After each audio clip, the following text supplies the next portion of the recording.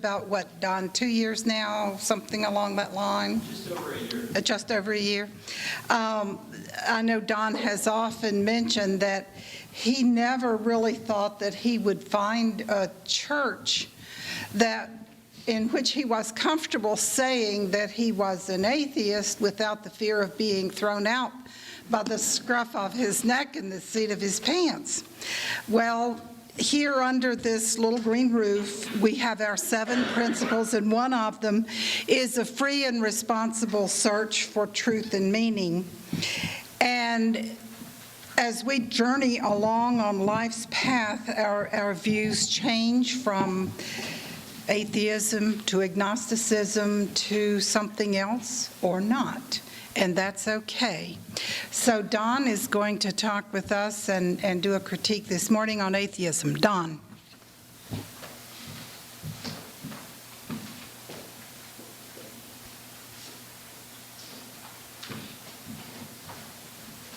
Thank you, Eva. Good morning, everybody. And I obviously was a little bit nervous this morning. I guess I still have the jitters speaking in front of a group, still speaking in the context of a church, and talking about atheism.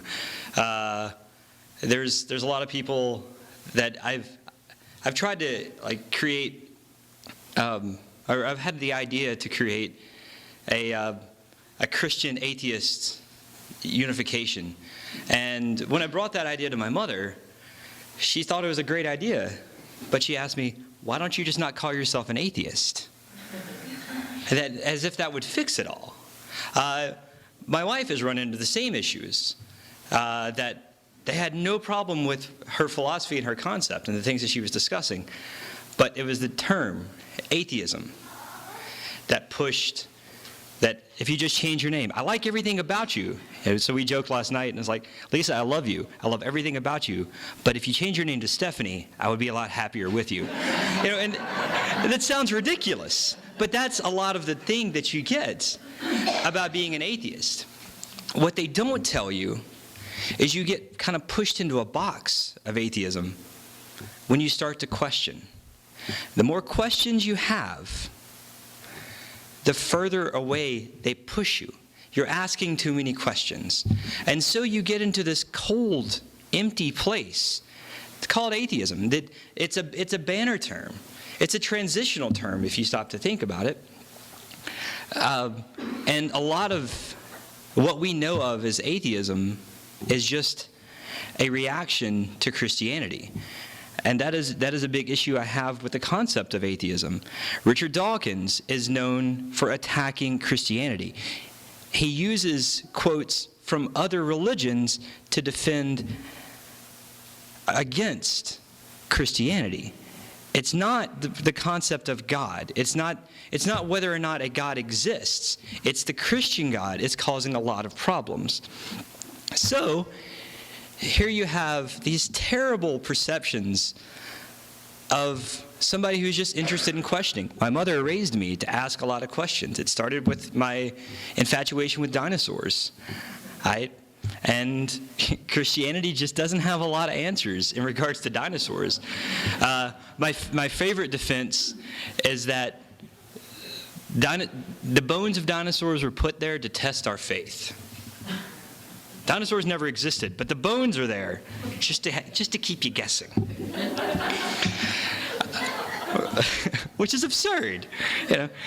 And so what we end up doing as atheists, out of questioning, and nobody's stopping to give us answers. They just get mad. They're like, stop asking so many questions. You should just know it's in there. You need to have faith. I have faith. When I turn on my faucet in the kitchen, I have faith that the water is going to work. When I turn on my car, I have faith that the battery is gonna work. It doesn't always, but that's okay. I understand the concept of faith. But asking me because of a book and a pre-established structure to take that as faith is a little hard for me to swallow. So where do I go for questions? Maybe it's not, maybe atheism isn't for me. Maybe it's an Eastern faith. Maybe it's Jewish. I don't know. But when you grow up like I did in the South, if you're not with us, you're against us. Paganism is considered an atheistic concept if you talk to somebody within the religion. But pagans believe in gods and goddesses. So if an atheist doesn't believe in the existence of God, how can a pagan be an atheist? But it is a baby with the bathwater concept that we fight the second you start on a journey away from the standard norm. So you end up fighting. You end up being very aggressive. You end up taking everything so serious. Everybody's judging you. Everybody's questioning you. Everybody is gauging your every thought. An argument with atheism is you can have morals without a spiritual upbringing. But what if we got that spiritual upbringing, but it was how we were raised that we developed those morals? And now we're saying, I don't want you. I can have it all by myself. Do I think that's accurate? I don't know. Where do you go to ask these questions? So the first time you start questioning, be it a teenager, being it in your 20s, just whenever you go, I'm done. I've asked enough questions and nobody's answering them in a comfortable enough light for me. Where do you go? Well, atheists are busy fighting their own battles, fighting their own fights. Why do atheists have to take the burden of proof to prove an existence of God? I'm not arguing the presence of a God. But we, as an atheist, now has to defend the non-existence of a God. So the people who are claiming a spiritual entity get the free pass, and we have to prove that they're wrong. But it's their God that they're trying to prove. And we get caught. As an atheist, I have wasted a lot of my time arguing why they're wrong. But what I'm not doing is living. What I'm not doing is making a better place. I didn't leave Christianity to get a free pass and just be a complete heathen. I didn't claim atheism so I could just hit the town, morals be damned. I wanted to be more moral than I could find in the Christian faith. I wanted to be able to accept my gay friend without saying, I love you, I think you're great, sucks you're going to hell. I have a problem with that. But we continue to be responsive to a God that we don't believe exists. The term atheism began as an insult to not accepting the social norm of spirituality. It was later when it became a philosophical thought. So we're still to this day knee-jerk reacting to a God that we're, when I stand up here and say I'm an atheist, that should be enough for you. But it shouldn't stop there. So, a Christian or anybody who believes in a higher faith and an entity, are they just a theist? Do we stop there? Oh, you believe in a God, so you're a theist. So that's it. That's all you are. No. So why should we accept the term atheist? Just because we disagree with the concept of God. Jefferson liked the concept of Jesus' teachings. Jefferson had a problem with the fantasy aspects, the resurrection, all of the mysticism. So, twice, he was so interested in it, he did it twice. The Jeffersonian Bible initially was just done as a thought exercise, and people liked it. And when they asked for it, he misplaced it, so he had to do it again. And that's the version that we have now. He did it because he realized that we had forgotten the important teachings that Jesus was trying to say. When you find yourself as an atheist in those arguments, you find yourself always going to, I respect Jesus the man. I get that. You know, I'd love to imagine if Jesus the man were here today, that he would be going in flipping tables at Joel Osteen's baseball super stadium. You know, he would be mad at people like that. Yet that's somebody within the faith preaching what's supposed to be Christianity. So I have a lot of critiques towards Christianity, but I'm not a Christian anymore. I'm moving on. Is atheism my ultimate goal? No, I just want to find a path to where I can be the best person I can possibly be. I was sent a wonderful article about why my 7-year-old is an atheist. And great read. And let me share a little bit with you. A little context in the article. Her mother, of course, is very religious and totally not agreeing with this woman raising her daughter in an atheist mindset. And she says, I immediately understood so much about my own life in that one moment. What if, by raising my daughter well, by giving her the attention and fortification she needs, by teaching her to trust her instincts, by letting her know help is always there and that she should feel free to ask a real-life, flesh-and-blood human being for it? What if that means she won't need God because it won't catastrophically hit the fan? Because she has coping skills and can get through life without it being a horrible tragedy that is only made significant by eating the body and blood of a dead dude and then going to heaven at the end? Yeah. How about that? How about instead of our creation being a mystical myth, the product of a missing and never discussed father and an omnipresently terrifying but emotionally absent mother, she knows the truth of her origin story. You grew in my body. Doctors cut me open and took you out. This man is your father. I loved him as hard as I could until it hurt me too much to stay, so I left. I'm raising you. I'm right here. Your father is here too. Know him. Know me. Know yourself. We're all right here on the earth. Your brain doesn't have to be in the sky. You don't have to float away, floating out of your body to deal with life. I will help you. I'm not going anywhere. Be with me here, now on earth, that nature created unto itself. That's pretty powerful. And I grew up in a Christian home. I grew up with a father who was a preacher, but also was an abuser of both me and my mother. So that was it was tough. You go to church on Sunday and you're listening to all these words of wisdom. And then on the drive home, he's yelling at my mother because we didn't stop and get grape juice for the services. So it was, so I witnessed both sides of that coin.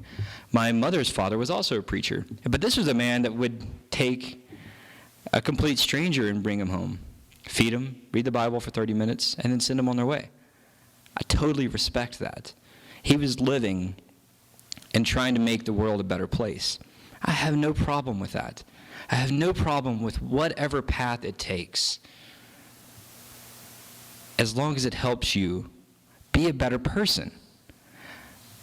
Christianity is not that for me. But when I push aside the only faith I've ever known, I'm left standing alone. Without places like this that will accept any and everyone truly, we could have some practicing flying spaghetti monster people in here, and that would be okay. Right on, see? FSM, yeah. But why are we not helping each other? Why do we get caught up in the same minutia that tears the church apart? I grew up at a Church of Christ church, and the reason Church of Christ exists is for two reasons. They hate instrumental music, and they have a difference of opinion with salvation. But that's the one they want to talk about. But most people know them as you're the a cappella church. And that infuriates them, but that's what they're known for. And they're trying to tell everybody, no, that's not what I'm about. We're about salvation. The big separation, the Baptists allow you to be saved very early. The Church of Christ is interested in you getting to an age where you are aware of the decision that you're making. So I think that's a very important separation there. But it gets lost in whether or not you play music. Same thing with atheism. We're trying to build a different world. But we keep arguing against a world that we have already established doesn't work for ourselves. It may work for other people. Good. It doesn't work for me. But where is that community? Why are we all acting like a bunch of cats? Why is it like herding cats when it comes to people who are of a non-traditional faith? When I went home back to Arkansas, my mother was involved with a group called Celebrate Recovery. She's using that to get over her PTSD she experienced from the abuse from my father. And it's working. It's worked for her. It worked for my uncle to get over his spending addictions. And it's a faith-based organization. And I personally have a problem with an organization that it's helping people. I get that, and I think that's amazing. But they're teaching people that it's not them, that they have no power over their successes or their failures.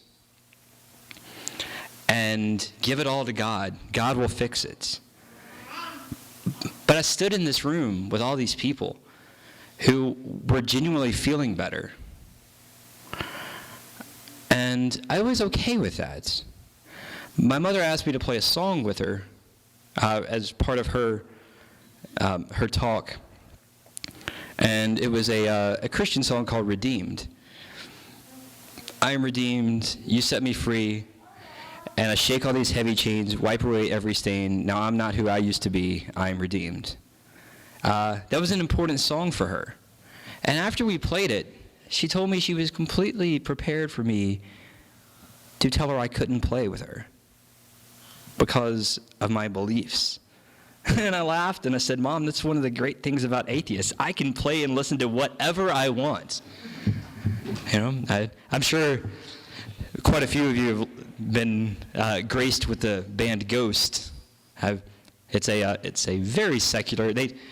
It's a band that the lead singer looks like the Pope, except he's wearing skull paint and the cross is upside down. And it's a huge theatrical show. It's 70s Black Sabbath. The entire album is about the coming of the Antichrist, and it's so over the top and ridiculous, but great music, great solid sound. I can listen to all that because I don't take it more serious than anything else. But I was amazed that my mom was ready for me to stand up in my convictions and say, sorry, I can't play this because I don't agree with it. It's not for me. My mother asked me to play a song with her, and that's as far as it went for me.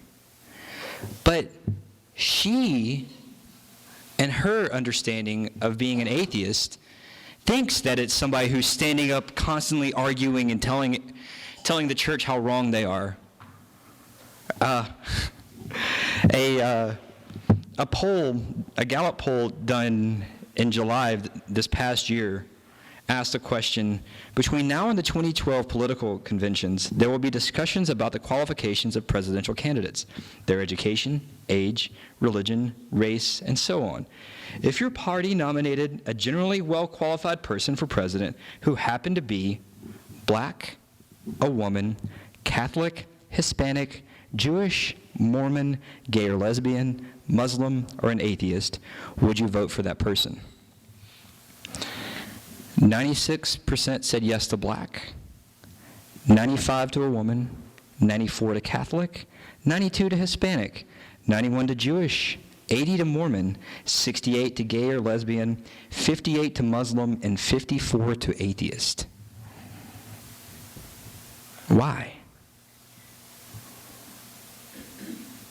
If atheism is always arguing about logical fallacies and where you can't prove that a God exists, why do only 54% of these people polled think that they would do a good job? But the joys about an atheist is it's completely objective. As soon as I leave here, I'm going to the Oracle Institute for a board meeting and discuss technology. That's going to be lots of fun. But I struggle with that group because they are trying to argue and defend and tell the fundamentalists where they're doing wrong. But I see the Oracle as a perfect opportunity to embrace everybody. That if you want to explore whatever avenue, do so in a safe place, like the UUs provide, but on a larger school-type scale. I get that. But why do we have to keep spending our energies telling people who don't agree with us that they're wrong? We miss our opportunities to learn, to build, to grow. Why are there not secular-based recovery programs? Why do we have to hide in the shadows? I don't want to be the majority, but I don't want to be a silent minority either. And then I mentioned earlier that a lot of the critique that atheists have is towards Christianity. And a lot of arguments towards atheism, or with atheists, is they like to coddle Eastern religions a lot. And I found a pretty interesting article where there was somebody who was challenging that very concept. There are a fair amount of internet atheists who love to claim that Eastern religions are atheistic and acceptable to them, and that such religions are far better for the world than Christianity. You can find such atheists on YouTube as well as internet forums. These kinds of atheists speak out of ignorance. They make claims that religions like Buddhism, Jainism, Taoism, Confucianism, and Shintoism are all just forms of atheism. If one takes a closer look into these religions, they will find that Eastern religion is in no way compatible with atheism because atheism is naturalistic in its philosophy on the universe. Now, Jainism and several of those on that list do absorb atheism, but they are not an atheistic concept. And so once again, it's an all or nothing. Because it's not Christian. So we scramble. We're just trying to find a place, a foothold. And we're not. We're too busy quibbling. We're too busy creating an environment that of a world that we've already walked away from. When I got here today, Harry had printed out a great quote. Atheism, the belief that there was nothing and nothing happened to nothing and then nothing magically exploded for no reason, creating everything and then a bunch of everything magically rearranged itself for no reason whatsoever into self-replicating bits, which then turned into dinosaurs. Makes perfect sense. So when we're trying to argue logic against something that we, like myself as an atheist, establish that there is no logic behind it, we end up putting ourselves into a corner because we're now defending against something that doesn't exist. It's the existence of some of the mythical creatures that we teach our children. Like But when you're an adult trying to have those very same conversations, it gets very frustrating. But we spend too much time. I've made the path to walk away from that. Why do I? It's like an ex-girlfriend, that the relationship was miserable. I am happier now that I'm not in the relationship. Yet I keep going back to the house to tell them how miserable they make me. What good does that do for anybody? It sure doesn't do any good for me.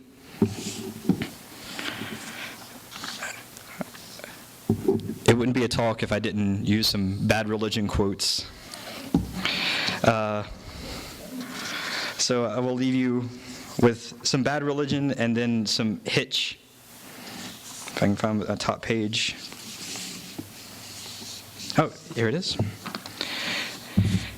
This is Greg Graffin's Atheist piece. Maybe it's too late for an intellectual debate, but a residue of confusion remains. Changing with the times and developmentally tortured minds are the average citizen's source of pain. Tell me what we're fighting for. I don't remember anymore. Only temporary reprieve. And the world might cease if we fail to tame the beast. From the faith that you release comes an atheist peace. Political forces rent, bitter cold winds of discontent, and the modern age emerged triumphantly. But now it seems we've stalled, and it's time to de-evolve and relive the dark chapters of history. Tell me what we're fighting for. No progress ever came from war, only a false sense of increase. And the world won't wait for the truth upon a plate, but we're ready now to feast on an atheist peace.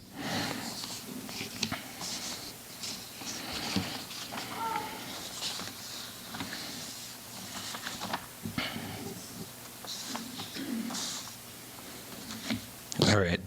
And last but not least, about once or twice every month, I engage in public debates with those whose pressing need it is to woo and win the approval of supernatural beings. Very often, when I give my view that there is no supernatural dimension, and certainly not one that is only or especially available to the faithful, and that the natural world is wonderful enough, and even miraculous enough if you insist, I attract pitying looks and anxious questions. How, in that case, I am asked, do I find meaning and purpose in life? How does a mere and gross materialist with no expectation of a life to come decide what, if anything, is worth caring about? Depending on my mood, I sometimes, but not always, refrain from pointing out what a breathtakingly insulting and patronizing question this is. It is on par with the equally subtle inquiry, since you don't believe in our God, what stops you from stealing and lying and raping and killing to your heart's content? Just as the answer to the latter question is self-respect and the desire for the respect of others, while in the meantime it is precisely those who think they have divine permission who are truly capable of any atrocity. So the answer to the first question falls into two parts. A life that partakes even a little friendship, love, irony, humor, parenthood, literature, and music, and the chance to take part in battles for the liberation of others cannot be called meaningless, except that the person living it is also an existentialist and elects to call it so. It could be that all existence is a pointless joke, but it is not in fact possible to live one's everyday life as if this were so. Whereas, if one sought to define meaningless and futility, the idea that a human life would be expended in the guilty, fearful, self-obsessed propagation of supernatural non-entities, but there, enough. Thank you.